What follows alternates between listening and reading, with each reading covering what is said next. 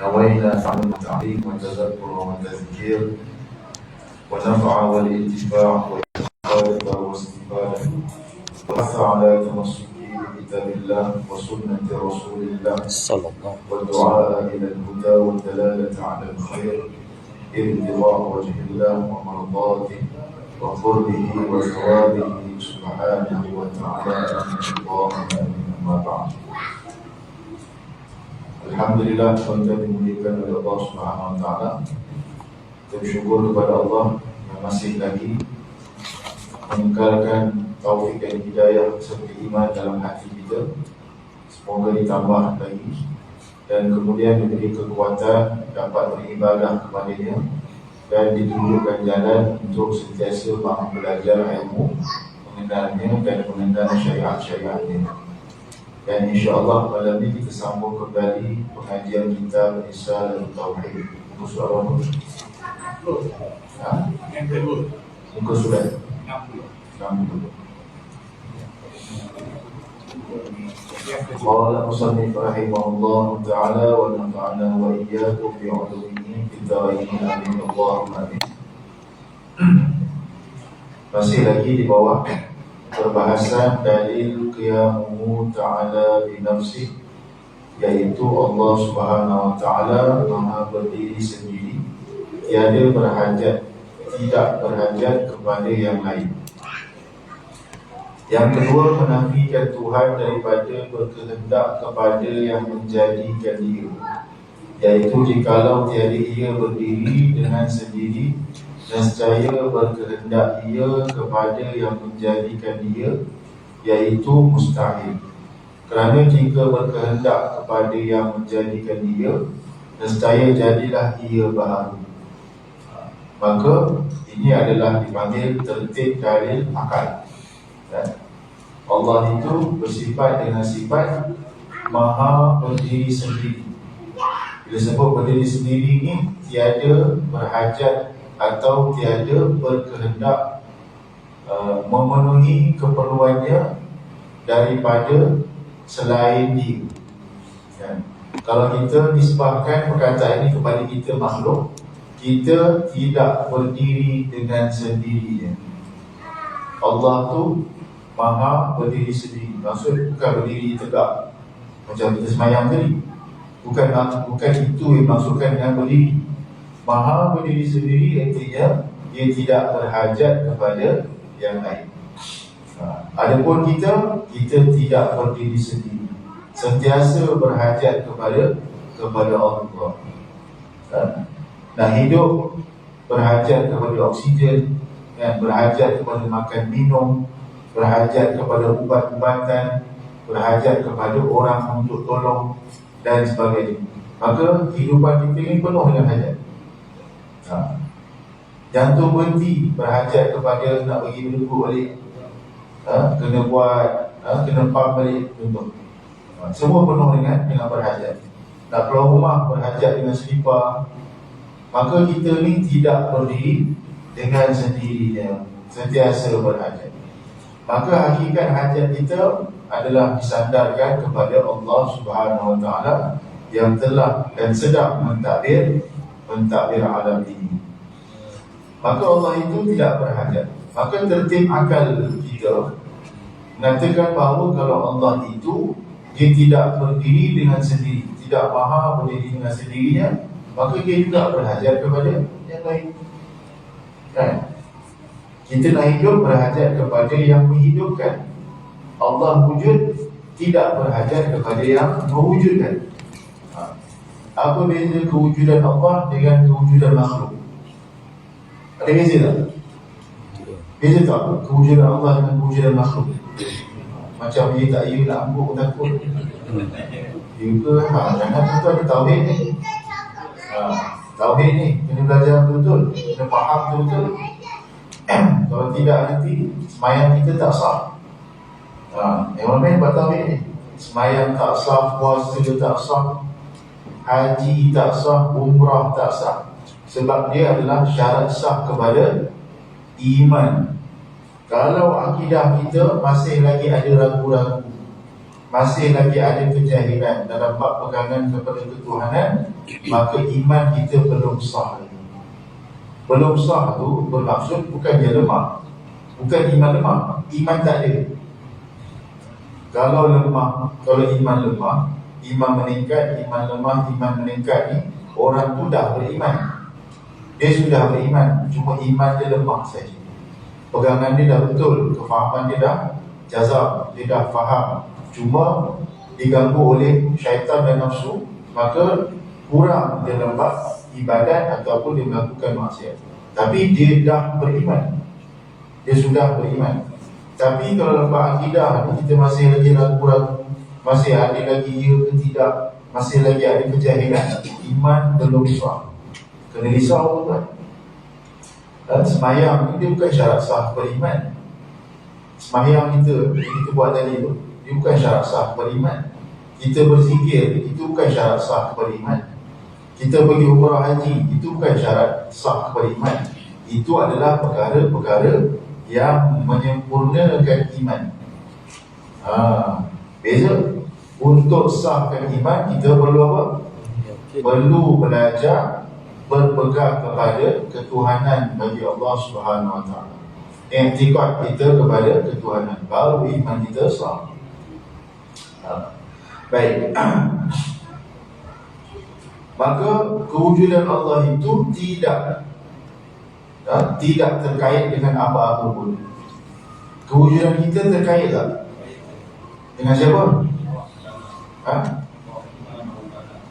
Betul lah, Allah Ta'ala ciptakan. Tapi terkait dengan sesuatu tak?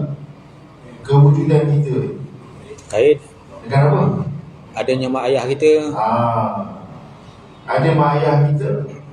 Kerana apa kita wujud? Kerana mak ayah kita kahwin. Terkait tak dengan yang lain? Terkait. Kenapa mak ayah kita wujud? Kerana atuk nenek kita berkahwin. Dan kita kiaskan dengan benda-benda lain.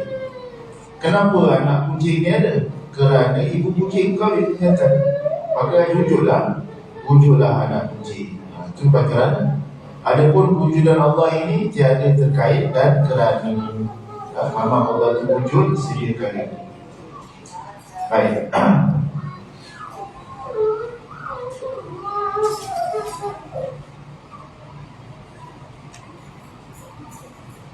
Tetapi keadaan Tuhan itu baharu, mustahil kerana Tuhan telah sabit, wajib tidak. Wajib apa? Wajib pada akal. Yang demikian sabitlah Tuhan itu berdiri dengan sendiri, dengan makna kaya mutlak, terkaya daripada tempat berdiri dan terkaya daripada yang menjadikan dia. Maka sebelum adanya alam ini, Allah telah pun wujud. Sebelum wujudan Allah ada apa? Sebelum ada anak, kita faham lah. Bapa dulu ada, mak dulu ada.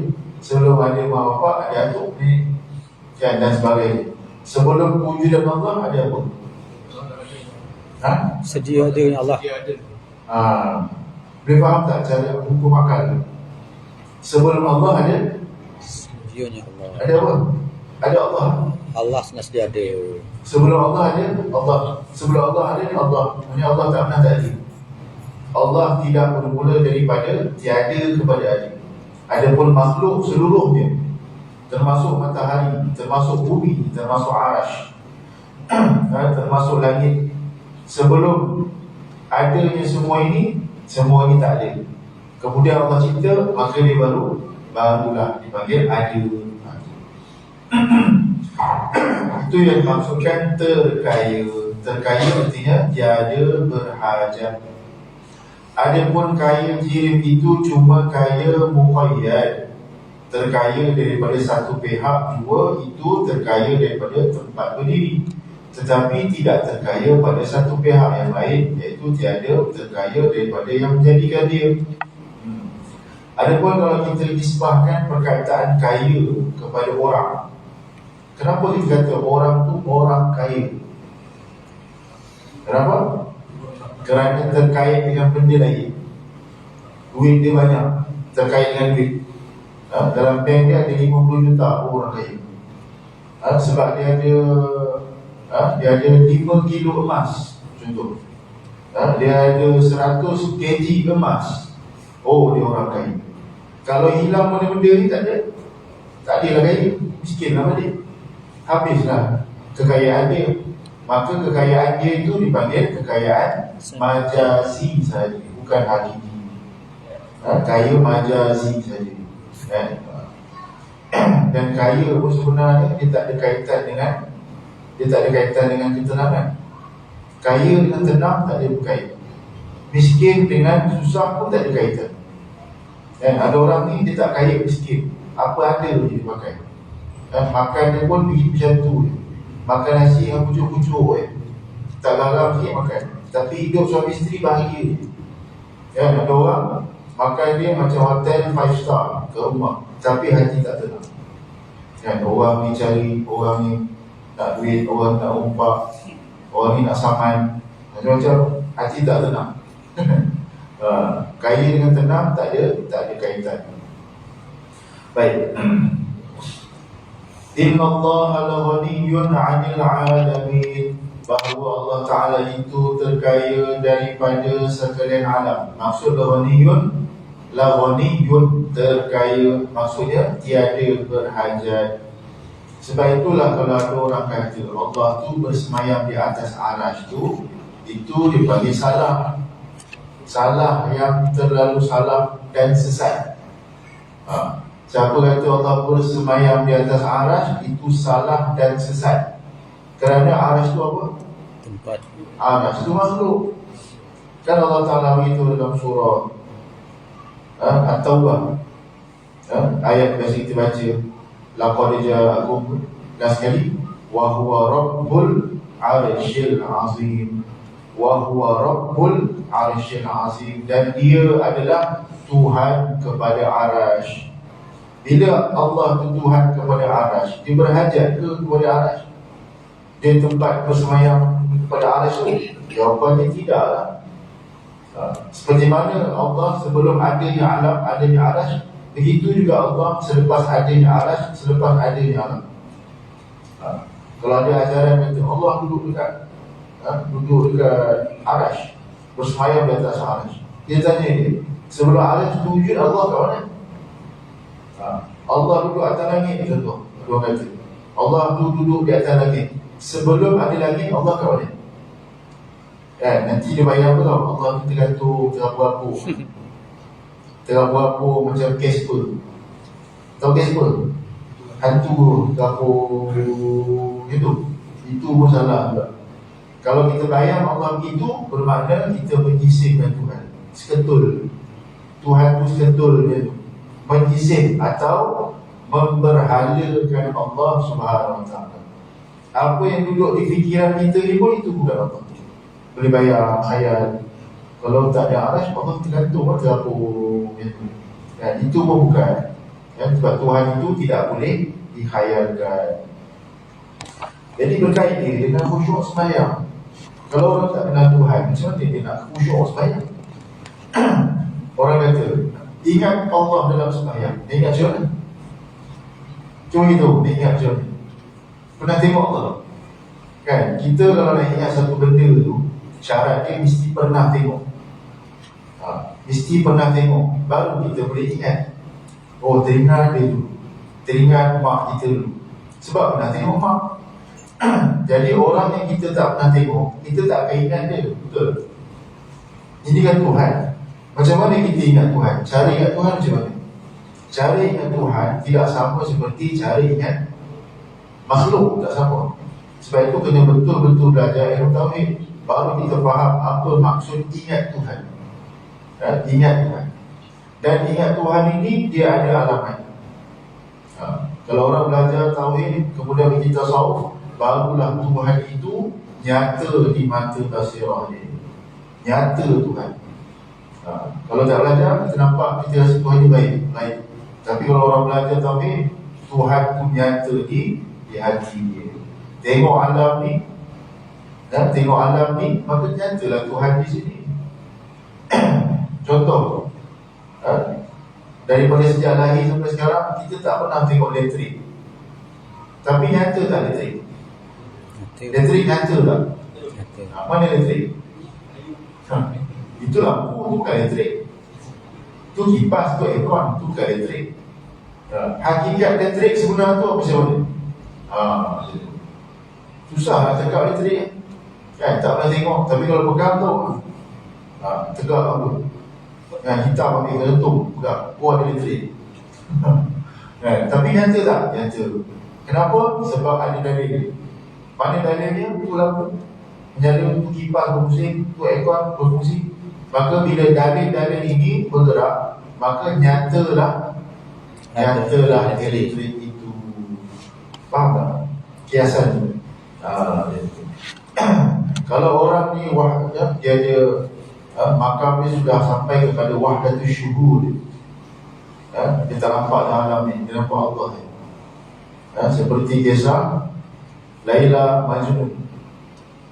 Pernah dengar Laila Majnun? Salah satu daripada lagu Ramli Sarip.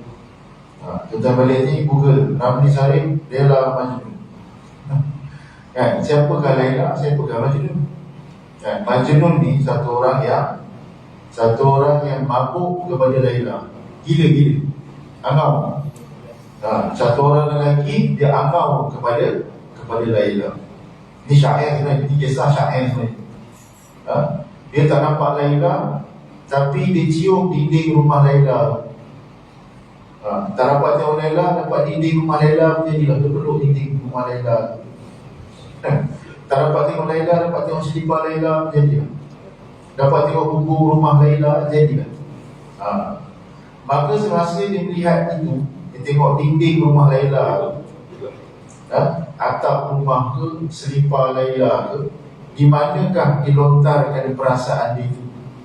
Kepada umbuh ke? Kepada dinding tu ke? Kepada selipar tu ke? Tidaklah. Perasaannya terlontar kepada Laila. Tapi yang dia tengok tu Laila tu bukan. Tu dinding Laila, dinding rumah, tu selipar Laila, itu bumbung rumah Laila. Maka yang dilihat itu bukan Laila, tapi perasaannya terlontar kepada Laila. Begitulah khusyuk dalam sembahyang. Tengok alam ni terus syuhud pada Allah. Tengok benda bergerak, syuhud pada Allah. Allah yang gerakkan. Ini orang-orang tasawuf.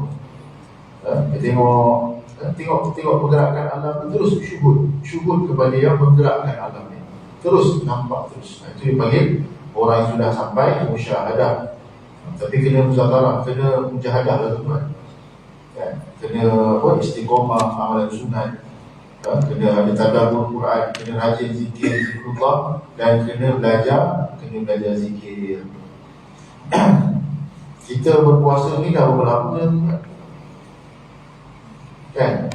Ikut umur kita, berapa lama dah kita puasa? Berterawih.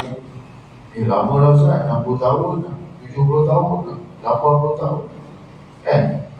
Daripada kecil sampai sekarang kita dengar Bilal baca Subhanal Malikil Ma'bud. Apa maksudnya? Entahlah Ustaz. Tak nak beritahu pun maksud dia. Apa maksudnya? Subhanal Malikil Ma'bud, Subhanal Malikil Mawjud. Sedap lagu lah, sedap suasana terawih. Kalau tak ada zikir tu, tak ada suasana terawih kan? Tak menggamit kenangan zaman kanak-kanak. Hanya sekadar itu saja zikir kita ketika terawih, tak lebih daripada itu. Tuan-tuan usahalah sikit supaya tahu apa makna dia, baru tuan tahu dalam hati. Subhanal Malikil Ma'bud berarti Maha suci Raja yang disembah. Itu maksudnya. Maha suci Raja yang disembah. Raja kepada siapa? Raja kepada alam. Dialah yang telah mentadbir alam ini. Subhanal Malikil Mawjud. Maha suci itu, Maha suci Raja yang wujud lagi nyata. Tuhan itu tak lain, dia nyata, terang lagi nyata. Yang buta adalah mata hati kita, tak nampak Tuhan. Nak nampak Tuhan kena belajar, kena amal, kena mujahadah, baru kita nampak nyata lagi terang. Baik. Adapun KIJ, kita baca tadi. Yang keenam, dalil wahdaniyah bagi Allah Ta'ala. Wahdaniyah artinya tunggal. Tunggal pada apa? Pada tiga perkara. Yang pertama, tunggal pada zat Allah. Yang kedua, tunggal pada sifat. Yang ketiga, tunggal pada af'al Allah, iaitu perbuatan Allah itu. Itu namanya wahdaniyah, pada tiga perkara. Pertama pada zat Allah, pada sifat Allah, pada perbuatan Allah. Iaitu kiranya tidak Tuhan itu esa atau tunggal. Nescaya tidak ada alam ini kerana lazim Tuhan lemah ketika itu, padahal alam telah pun ada. Maka nyatalah Tuhan itu esa, yang tunggal, dan dalil naqlinya, lau kana fihima alihatun illallah lau kana fihima alihatun illallah lau kana fihima alihatun illallah lafasadata. Sekiranya ada Tuhan di langit dan di bumi yang lain daripada Allah Ta'ala, nescaya binasalah keduanya, yang tidak ada runtuh dan keluar daripada aturan yang ada. Lau kana fihima alihatun illallah lafasadata. Kalau ada Tuhan lain selain daripada Allah, ataupun Tuhan itu berbilang-bilang, apa jadi alam ni? Berlaku. Macam mana kalau surau ni ada 3-4 orang berkursi? Kacau tak? Kacau. Saya berkursi. Saya berkursi. Saya tak nak kapit warna biru ni, saya nak kapit warna hijau. Saya tak nak, saya nak kuning. Saya tak nak, saya nak. Saya berkursi tau. Awak berkursi. Dalam satu company ada 5 bos. Puncak gaji lah company ada 5 bos. Seorang ni suruh kerja buat ni, dia teman, kau kena hantar surat. Bos tu kata, jangan hantar surat, kau pergi buat kopi aku. Kau jangan, kau pergi bersihkan store belakang. Jadi dia nak buat kerja mana satu. Kalau ada banyak Tuhan, Allah Ta'ala bagi tamsilan ini suruh kita buat apa? Berfikir. Maka alam ini tersusun hanya dengan satu Tuhan saja, tunggal. Maka dialah yang telah pattern alam ini. Tak ada Tuhan lain. Kalau ada Tuhan lain, nak pattern lain macam mana? Dia nak alam ni pattern lain. Dia tak nak pattern yang macam mana ni. Macam mana? Puncak gaji, hancur lebur. Maka berbilang-bilang Tuhan itu adalah mustahil. Ada pun keterangan atau kenyataan yang menunjukkan binasa alam atau tidak boleh ada alam jika berbilang-bilang Tuhan. Satu, Tuhan yang sebenar. Tuhan yang sebenar, Tuhan kita dan Tuhan orang-orang kafir adalah Allah. Sebab itulah tuan-tuan, zaman kita sekolah dulu kan, kita kena baca rukun negara kan, dekat perhimpunan. Apa dia rukun negara? Percaya kepada Tuhan, kesetiaan kepada raja dan negara, kedaulatan undang-undang, keluhuran perlembagaan, kedaulatan undang-undang, kesopanan dan kesusilaan. Tapi yang saya nak bahaskan yang nombor satu, kepercayaan kepada Tuhan. Nampak mudah sebut kan? Tapi nak iktikad benda tu, nak iktikad, pegang benda tu. Siapa yang sebut tu? Melayu sebut, Hindu sebut, Cina sebut, Sing pun sebut. Kepercayaan kepada Tuhan. Pasal Hindu sebut tak? Dekat sekolah sebut. Buddha sebut tak? Kristian sebut tak? Sebut. Agama Sikh sebut tak? Sebut juga. Baik, apa yang saya nak bahaskan sini, saya nak buka sini. Semasa mereka yang bukan Islam ni, dia sebut kepercayaan kepada Tuhan. Apakah akidah kita orang Islam terhadap mereka ketika mereka sebut perkataan kepercayaan kepada Tuhan? Apakah akidah kita kepada sebutan mereka tu? Kalau kita kata kepercayaan kepada Tuhan, oh tu Tuhan diorang, itu Tuhan mereka lah, Tuhan Hindu, Tuhan Buddha, Tuhan Kristian. Kita Allah lah, diorang maksudnya diorang punya Tuhan, Tuhan diorang lah. Maka akidah kita terhadap mereka pada waktu itu salah. Iktikad kita kepada sebutan mereka itu pun salah. Kepercayaan kepada Tuhan yang disebut oleh Hindu, Buddha, Sikh, Kristian itu adalah Tuhan yang sama kita, yang kita pegang. Dia sebut kepercayaan kepada Tuhan, maka akidah di sini Allah. Akidah kita terhadap sebutan mereka Allah juga sebenarnya. Cuma mereka salah dalam berakidah dan mempertuhankan, dengan mempertuhankan sesuatu selain daripada Allah. Kalau Hindu patung dia lah, kalau Buddha patung tokong dia, Kristian Yesus dia, kalau Sikh guru dia. Kalau perasan tuan pergi rumah Sikh, mesti ada satu gambar tu je, macam itu je, mata dia tengok atas. Guru, apa namanya guru apa dah tahu? Guru Nanak. Guru Nanak tu. Guru Nanak. Sikh. Saya pernah tanya satu orang, dan saya mengajar kat Semanggu, apa beza Allah dengan Tuhan? Apa beza Tuhan dengan Allah? Satu orang imam kat depan saya kata Ustaz, Allah ni satu je, Tuhan ni banyak. Saya tanya surau lain pun, surau beritahu yang sama, Allah satu je, Tuhan banyak. Saya kata tadi, ucap dari dua kalimah syahadah. Berat tu, cakap macam tu. Berat kalau orang Islam seperti itu, berat sangat. Kalau orang dia tak mengaji tauhid, dia nampak benda tu ringan, tapi bagi saya berat. Allah satu, Tuhan banyak. Maksudnya, i'tikad dia masih belum jazam ni, tak sah iman sebut je tu. Salah tu. Tuhan banyak, Allah satu je. Cuba baca Fatihah ayat pertama selepas bismillah apa dia? Alhamdulillah. Terjemahan dia apa? Segala puji bagi Allah. Segala puji bagi Allah. Lepas kalimat Allah tu apa lepas tu? Untuk sekalian alam. Segala puji bagi Allah, Tuhan. Maksudnya Tuhan tu, Rabbil tu kembali kepada Allah. Segala puji bagi Allah, iaitu Tuhan. Dia punya huraian ni, iaitulah Tuhan yang sedang mentadbir alam. Jadi siapakah yang layak memegang martabat Tuhan ni? Allah. Siapa yang sedang memegang martabat Tuhan? Hanya Allah saja. Itu yang pertama. Yang kedua, bagaimana kita punya ucapan dua kalimah syahadat? Apa terjemahan dua kalimah syahadat? Asyhadu an la ilaha illallah. Terjemah tengok. Tiada Tuhan yang layak disembah. Salah tu. Bukan tiada Tuhan. Aku bersaksi. Okey, saya tanya tuan-tuan, aku tu siapa? Siapa? Aku siapa? Itu cuba tunjuk aku siapa? Itu dah ada. Itu dah ada.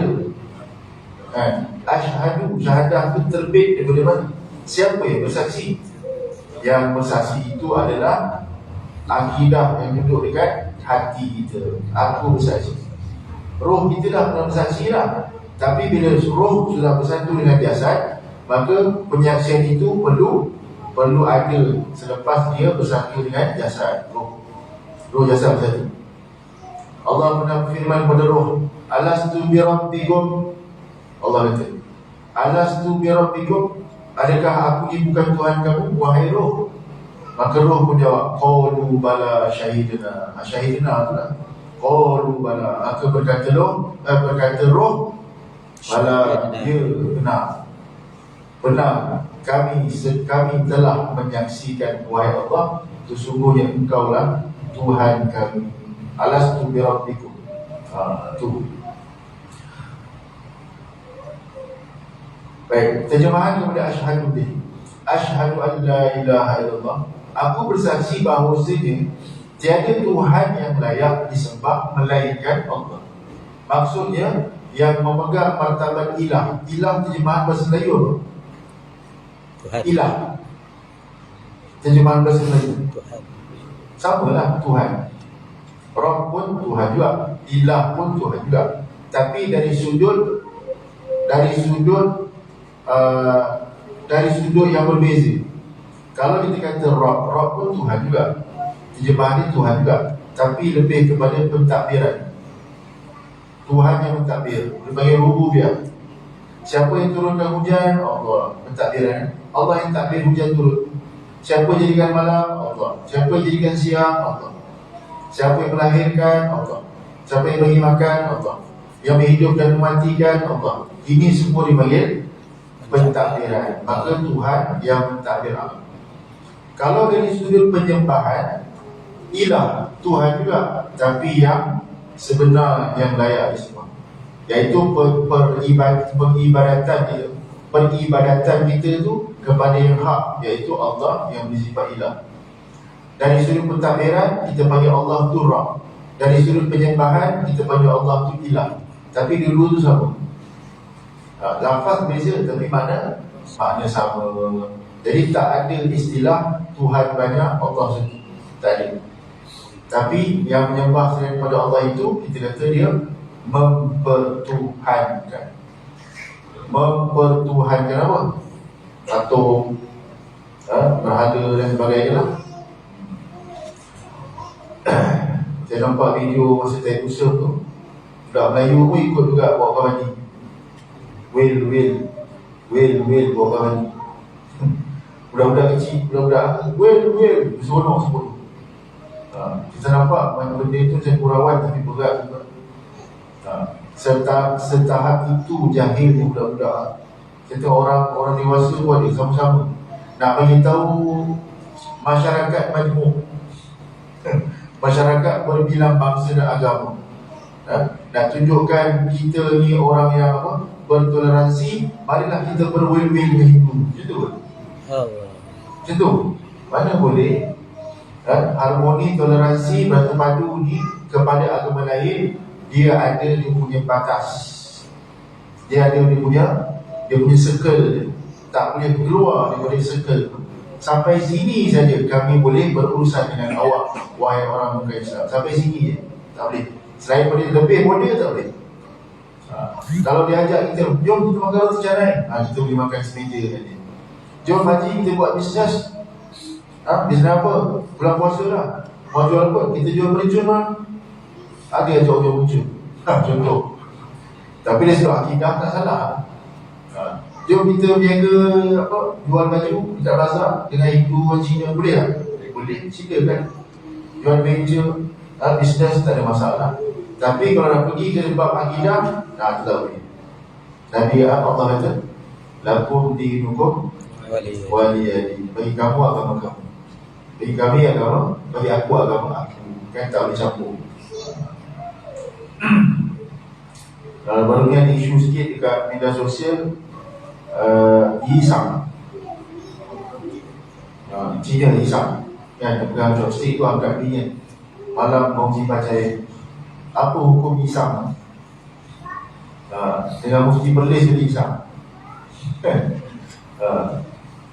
Kita nak tahu sesuatu itu betul atau salah, kita kena tanya pada ahli dia, kepada orang yang faham Isam tu.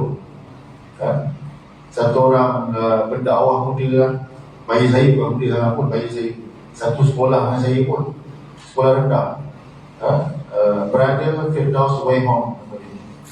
Nama asalnya Wong Wei Hong, tapi di masuk Islam tahun 2013 kalau tak silap, ditukar nama dia Firdaus Wei Hong bin Abdul. Sama-sama sekolah dengan saya dekat sekolah Lasal Jinjang. Saya dulu Jinjang Utara, sekolah dekat Lasal, sekolah British. Sunday pun masih ada lagi sampai sekarang. Sekolah British ada dekat Sunday. Tapi majoriti lah tu Cina lah. Sebab Jinjang tu sebab Cina.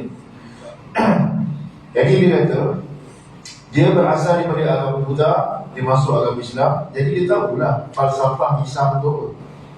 Pertama sekali, Islam tu mesti dia ada 7 jenis makanan.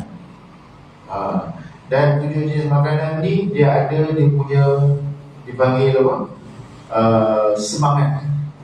Semangat yang berunsurkan kebudayaan. Semangat kebudayaan dia bercampur kat situ. Kan tak boleh lebih, tak boleh 8 jenis, tak boleh 6 jenis, dia punya 7 jenis. Kenapa 7 jenis? Dia ada dia punya sejarah dia dalam agama Buddha. Lagi datang kita pun Islam sekali. Tak boleh lah. Jadi bila dah ada pencerahan, maka kena jauh lah. Itu syubhat dia panggil. Sampai syubhat sampai sekarang kita buat apa? Tiup lilin ketika sambutan hari jadi, itu pun syubhat juga. Kenapa orang Kristian nak sabar jadi di tiap bilik? Kena ngaji. Jangan syiarkan agama orang lain. Kan kita punya agama, mereka punya agama tak boleh campur. Dulu dia lah apa? Sampai kat TV, Depa Raya, Kongsi Raya, Depa Raya, kan? Tahun 2010, masa tu apa, isu apa? Raya dekat Kongsi Pancai ke? Kongsi Pancai tu dengan Cap Gome, tak silap. Jadi TV3 dia buat iklan Buddha punya bunga tu apa? Bunga apa? Bunga teratai, kan? Jadi ada budak pakai songkok, ada budak perempuan pakai tudung, duduk dalam bunga teratai itu terbang sama-sama, kan? Maka umat Islam sensitif. Maka masa itu umat Islam buat yang benda yang betul. Mereka terus komen dekat media sosial TV3 supaya hentikan iklan ini. Jangan buat. Sebaiknya adalah isu akidah, bukan isu kebangsaan. Baik. Lau kana fihima alihatun illallahu la fasadata. Kalaulah ada Tuhan lain yang di bumi selain daripada Allah, maka hancur leburlah alam ini. Maka tuan-tuan dimuliakan oleh Allah Subhanahu Wa Taala, pentingnya ilmu akidah ni supaya kita tidak tertuhankan selain daripada Allah. Ya betul, kita tak pergi sembahyang dekat kuil, tak sembah mongkok, tak sembah wajib, kita sembah Allah lah. Tapi yang banyak tergelincir orang dalam bab i'tiqad. Bab i'tiqad ni banyak tergelincir. Sanggup tinggalkan solat subuh demi sebab nak kejar pancikan dekat office. Demi nak pergi kerja, sanggup tinggalkan sembahyang subuh. Sekarang ni siapa Tuhan? Bos dia ke Allah? Kalau kita keluarkan statement yang tu sebetulnya, habis tu orang kafir ke saya? Saya tak kafir ke awak, kan? Siapa bagi rezeki pada kita? Selagi mana Zohir belum menunjukkan kekufuran, tak boleh kafir ke orang. Cuma kita bimbang dekat dalam ni, kan? Dekat dalam ni ada sikit tergelincir, takut dia pergi kepada syirik. Inilah tujuan dari tauhid, supaya kita buang syirik dalam hati. Nak buang syirik dalam hati, selalu dengar zikir kebesaran Allah dan juga pengajian ilmu tauhid. Nak menyuburkan lagi, kena banyak zikrullah. Zikir qalbu, kalau dalam ilmu tasawuf, zikir qalbu, zikir hati, dalam hati, iaitu zikir mufrad ini, iaitu lafaz Allah, Allah, Allah, Allah, Allah. Boleh datang, dia datang. Kan? Buang selaput kerak kat hati kita penuh dengan kerak. Nak kikis kerak, kikis zikir Allah. Boleh datang tauhid. Tapi kena belajar lah zikir tu. Kan? Kalau tak belajar tauhid, zikir Allah tak ada rasa apa-apa. Tak ada rasa. Sebut je Allah, tak ada rasa apa pun. La ilaha illallah, tak ada rasa pada hati tauhid. Kena hadap betul, tahu zikir kita tu dia ada roh dalam zikir. Wallahu a'lam. InsyaAllah mudah-mudahan apa yang sampai ini memberi manfaat kepada diri saya dan tuan-tuan, untuk sama-sama kita amal dan sampaikan, dan kita tangguhkan kuliah kita pada malam ini dengan tasbih kafarah dan suratul Asr. Subhanallahumma wa bihamdika asyhadu an la ilaha illa anta astaghfiruka wa atubu ilaik. Bismillahirrahmanirrahim. Wal 'asri innal insana lafi khusr illa alladhina amanu wa 'amilus solihati wa tawassaw bil haqqi wa tawassaw bis sabr. Walhamdulillahi rabbil alamin. Taqabbalallahu minkum. Minkum taqabbal ya karim.